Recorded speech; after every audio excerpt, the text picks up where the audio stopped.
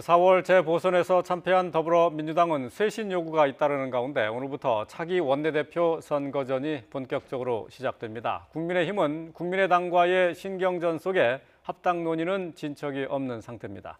국회에 나가 있는 취재기자 연결합니다. 김대근 기자. 네, 국회입니다. 민주당은 초선, 재선 의원에 이어서 3선 의원들도 모여서 당 쇄신 방안을 논의했다고요?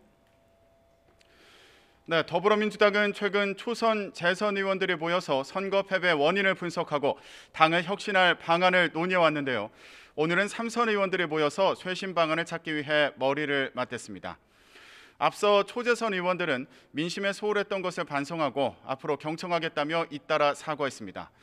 특히 초선 의원들은 민주당 지자체장들의 성추행 사건에도 후보를 낸 점을 자성했고 2030 의원들은 조국 사태 당시 조국 전 장관을 옹호했다며 반성했는데요. 이를 두고 당원들이 초선 의원들은 당을 나가라고 촉구하며 거세게 반발하기도 했습니다. 후보 공천은 전당원 투표로 결정한 것이고 조국 사태에 대한 민심은 조국 사태에 대한 민심의 판단은 이미 지난 총선에서 결론이 났다는 건데요. 이 과정에서 당이 분열된다는 지적도 나왔던 만큼 오늘 3선 의원들은 이런 후배 의원들의 의견에 공감하면서도 하루빨리 뜻을 모아 당을 안정화하자는 의견을 낼 것으로 보입니다.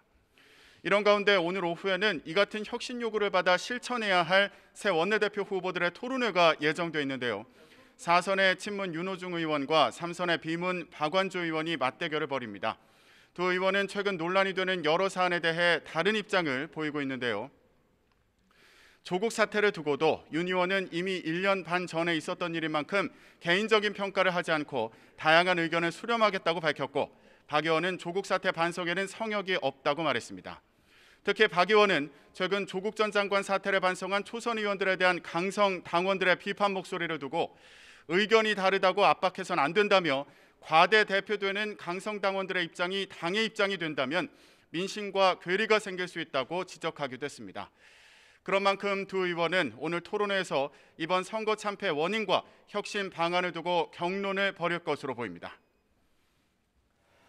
야권 상황도 알아보겠습니다. 국민의당과 국민의힘 통합 논의 과정에서 신경전이 치열하다고요? 네, 서울시장 선거 과정에서 후보 단일화를 이룬 국민의힘과 국민의당은 선거 이후 합당 논의에 속도를 낼 것으로 전망됐는데요. 아직은 진척이 없어 보입니다. 국민의힘은 국민의당을 향해 새로운 당대표를 뽑는 전당대회 전에 합당을 추진할지 의견을 달라는 입장입니다. 주호영 당대표 권한대행은 오늘 아침 YTN과의 통화에서 국민의당의 의사가 결정되기를 기다리는 중이라고 말했는데요. 이런 가운데 앞서 국민의힘 김종인 전 비대위원장의 발언으로 촉발된 논쟁이 단일화 협의 과정에 영향을 미칠지도 주목됩니다. 김 전 위원장은 국민의힘 스스로 노력할 생각부터 해야지 무슨 대통합 타령이냐며 국민의당과의 단일화에 부정적인 입장을 밝혔는데요. 그러면서 국민의당 안철수 대표는 건방지다. 합당해서 대선 후보가 되겠다는 욕심이 보인다. 안 대표가 대통령이 되면 나라가 엉망이 될 거라며 비판했습니다. 국민의당은 이에 대해 구태 정치인의 표본이라는 등 비난하며 신경전을 벌였습니다. 국민의당 핵심 관계자는 YTN과의 통화에서 김 위원장의 발언은 평가할 가치가 없다며 이런 옛날 사고방식은 버려야 한다고 지적했습니다. 또 양당의 단일화 논의와 관련해서도 신뢰를 줄 수 있는 파트너십을 만들 수 있는지가 중요하다며 무엇보다 당원들의 뜻이 하나로 모이는 게 먼저라고 강조했습니다. 그런 만큼 국민의힘이 새로운 당대표를 뽑기 전에 양당이 단일화의 속도를 낼지 아니면 이후로 단일화 논의가 미뤄질지 좀 더 지켜봐야겠습니다. 지금까지 국회에서 YTN 김대근입니다.